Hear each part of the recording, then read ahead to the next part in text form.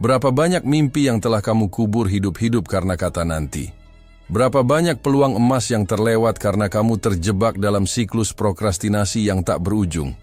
Hari ini, aku akan membongkar rahasia yang digunakan oleh Marcus Aurelius untuk mengelola kerajaan terbesar di dunia sambil menulis karya filosofis terbesar sepanjang masa, rahasia yang digunakan oleh Seneca untuk membangun kekayaan luar biasa sambil menjadi penasihat kaisar, dan rahasia yang digunakan oleh Epictetus untuk mengubah dirinya dari seorang budak menjadi guru filsafat paling berpengaruh dalam sejarah. Ini adalah satu kebiasaan stoik sederhana yang akan menghancurkan prokrastinasi dari akar-akarnya dalam waktu 7 hari. Dan yang paling menakjubkan, kebiasaan ini tidak memerlukan willpower yang luar biasa atau motivasi yang berkobar-kobar. Hampir semua advice tentang mengatasi prokrastinasi yang kamu temukan di internet berfokus pada trik-trik surface level seperti teknik Pomodoro, aplikasi productivity, atau motivational quotes yang hanya bertahan beberapa jam. Mereka mengajarkan kamu untuk melawan prokrastinasi dengan force dan disiplin, seakan-akan kamu harus menjadi mesin yang tidak pernah lelah atau kehilangan semangat. Tapi pendekatan ini fundamentally salah. Dan itulah mengapa 95% orang gagal mempertahankan perubahan jangka panjang. Para filsuf stoik memahami sesuatu yang revolutionary. Prokrastinasi bukanlah masalah motivasi atau disiplin, tapi masalah philosophical. Framework yang salah tentang bagaimana kita memandang waktu, tindakan, dan tanggung jawab. Hari ini aku akan membagikan sistem yang sama sekali berbeda, yang bekerja dengan psikologi natural manusia, bukan melawannya. Sistem ini telah digunakan selama 2000 tahun oleh orang-orang yang menghadapi tekanan dan tanggung jawab yang jauh lebih besar dari apapun yang kita hadapi di era modern, dan terbukti efektif dalam situasi yang paling ekstrim sekalipun. Mari kita hadapi kenyataan brutal tentang bagaimana prokrastinasi menghancurkan hidupmu setiap hari. Kamu bangun dengan daftar task yang harus diselesaikan, tapi alih-alih langsung bertindak, otakmu mulai negosiasi internal yang melelahkan.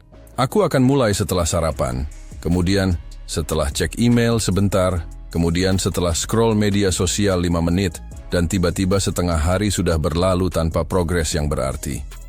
Semakin lama kamu menunda, semakin berat task tersebut terasa dalam pikiranmu. Yang awalnya hanya tugas sederhana berubah menjadi monster menakutkan yang menghantui setiap momen. Kamu menghabiskan lebih banyak energi mental untuk menghindari task daripada yang dibutuhkan untuk menyelesaikannya. Malam hari tiba dengan perasaan bersalah, kecewa, dan marah pada diri sendiri. Kamu berjanji akan berbeda besok, tapi siklus yang sama berulang seperti curse yang tidak pernah berakhir. Prokrastinasi bukan hanya menunda pekerjaan, tapi menunda hidupmu, menunda pertumbuhan, menunda kebahagiaan, dan menunda realisasi dari potensi sejatimu. Setiap hari yang terbuang adalah hari yang tidak akan pernah kembali, dan deep down kamu tahu bahwa kamu sedang mengkhianati versi terbaik dari dirimu sendiri. Inilah revolusi mental yang akan mengubah segalanya, dan aku ingin kamu memahami mengapa pendekatan stoik begitu powerful dan berbeda dari segala sesuatu yang pernah kamu coba. Para filsuf stoik kuno memiliki pemahaman yang profound tentang human nature dan psychology of action.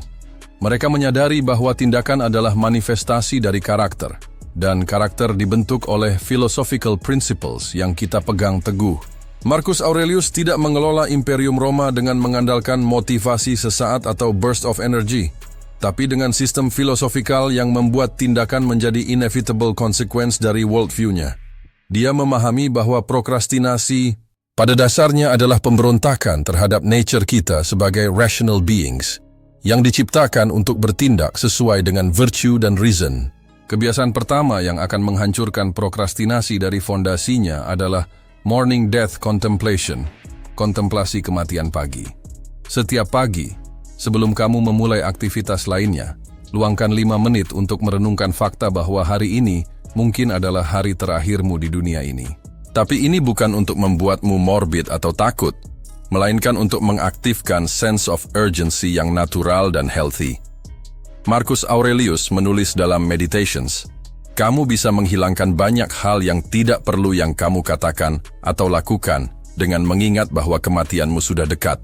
Ketika kamu benar-benar menginternalisasi bahwa waktu adalah resource paling berharga dan terbatas yang kamu miliki, prokrastinasi menjadi tidak masuk akal secara logikal. Mengapa kamu akan membuang-buang hari yang mungkin terakhir untuk hal-hal trivial atau penundaan yang tidak produktif? Kontemplasi ini tidak tentang menjadi pesimis, tapi tentang menjadi realistik tentang nature sementara dari eksistensi manusia. Praktik ini secara instan memberikan kamu perspektif yang jernih tentang prioritas sejati dan menciptakan sense of urgency yang sustainable, bukan yang berdasarkan external pressure atau deadline yang dipaksakan orang lain. Dalam waktu 3 hari konsisten melakukan praktik ini, kamu akan merasakan pergeseran fundamental dalam bagaimana kamu memandang waktu dan tindakan. Kebiasaan kedua yang akan merevolusi relationship kamu dengan task dan tanggung jawab adalah Dichotomy of Control Implementation. Implementasi dikotomi kontrol. Ini adalah core teaching dari stoikisme yang paling practical dan immediately applicable. Setiap kali kamu menghadapi task atau project yang memicu prokrastinasi, berhenti sejenak dan analisis dengan pertanyaan fundamental ini. Apa aspek dari situasi ini yang benar-benar bisa aku kontrol, dan apa yang berada di luar kontrolku? Sebagian besar prokrastinasi disebabkan oleh fokus yang salah pada outcome atau hasil yang tidak sepenuhnya dalam kendali kita. Kamu menunda menulis proposal karena takut ditolak. Kamu menunda olahraga karena khawatir tidak akan mencapai target berat badan. Kamu menunda memulai bisnis karena takut gagal. Tapi ketika kamu menerapkan dichotomy of control, kamu akan fokus exclusively pada proses dan effort, bukan pada hasil. Yang bisa kamu kontrol adalah kualitas research untuk proposal, bukan keputusan orang yang akan mengevaluasinya. Yang bisa kamu kontrol adalah konsistensi workout dan diet, bukan angka yang muncul di timbangan setiap hari. Yang bisa kamu kontrol adalah kualitas produk dan marketing effort, bukan respons pasar yang unpredictable. Ketika kamu meng-shift fokus dari outcome-based thinking ke process-based thinking, resistensi mental terhadap action secara dramatis berkurang karena kamu tidak lagi membawa beban expectation dan fear of failure yang paralyzing. Kebiasaan ketiga yang akan membangun momentum unstoppable adalah Stoic Action Principle, prinsip tindakan Stoik. Epictetus mengajarkan bahwa tidak ada yang hebat diciptakan secara tiba-tiba. Setiap achievement besar adalah akumulasi dari small, consistent actions yang dilakukan secara persisten. Tapi kebanyakan orang gagal memahami ini dan mencoba melakukan everything at once yang inevitably leads to overwhelm dan prokrastinasi. Stoic Action Principle bekerja dengan cara yang berlawanan. Identifikasi minimum viable action yang bisa kamu lakukan sekarang juga untuk bergerak toward your goal. Bukan action yang perfect atau komprehensif, tapi action yang real dan konkret. Jika kamu ingin menulis buku, minimum viable action adalah menulis 1 paragraf. Jika kamu ingin memulai olahraga, minimum viable action adalah push-up 5 kali. Jika kamu ingin belajar bahasa baru, minimum viable action adalah menghafal 5 vokabulari baru. Key insight di sini adalah bahwa tindakan menciptakan momentum, dan momentum menciptakan lebih banyak tindakan. Newton's first law berlaku untuk psikologi. Object at rest tends to stay at rest, tapi object in motion tends to stay in motion. Sekali kamu mulai bergerak, meskipun dengan langkah yang tiny, resistensi mental mulai berkurang dan natural inclination untuk melanjutkan mulai kick in. Marcus Aurelius berkata, kamu memiliki kekuatan atas pikiranmu, bukan kejadian-kejadian di luar. Sadari ini, dan kamu akan menemukan kekuatan.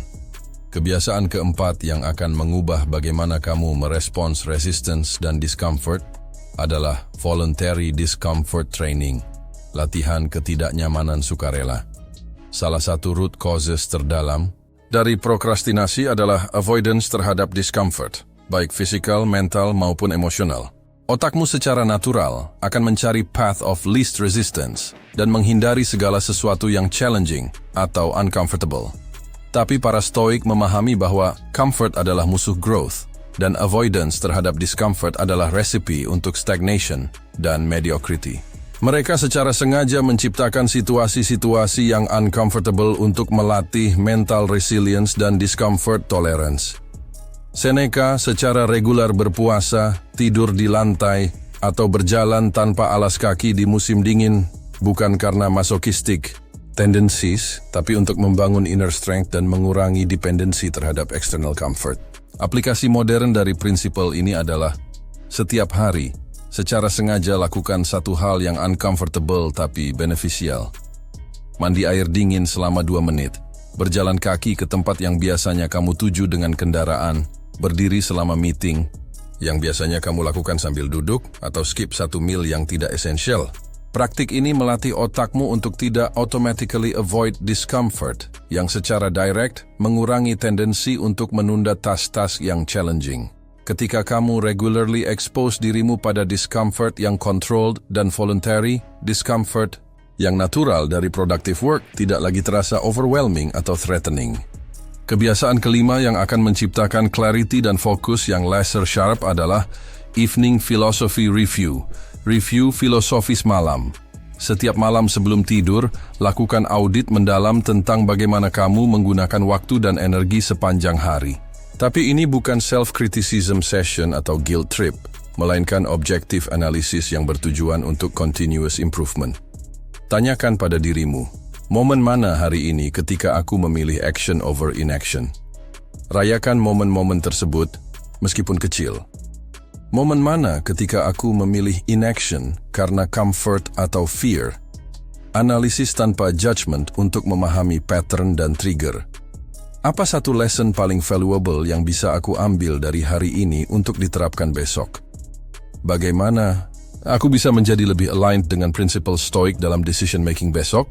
Praktik refleksi ini menciptakan feedback loop yang powerful antara filosofi dan practical application, sehingga setiap hari kamu menjadi slightly better version dari dirimu.